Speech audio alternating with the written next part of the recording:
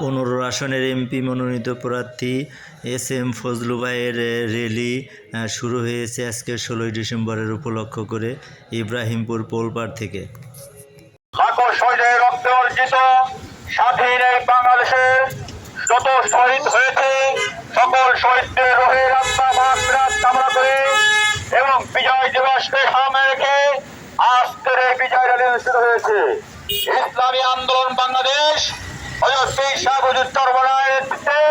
আদর্শিক সংগঠনের দেশবাসীর প্রতি আহ্বান রেখে ইসলামী আন্দোলন বাংলাদেশের মোহতারাম আমির ঘোষণা করেন, এই দেশ আমার, এই পতাকা আমার, এই দেশের সকল প্রকার মানুষের বাক স্বাধীনতা, মানুষের ইজ্জত, মানুষের কথার মানুষের অস্থায়িত্বা সবকিছু নির্ভর করে আমার ব্যক্তিত্বের উপর।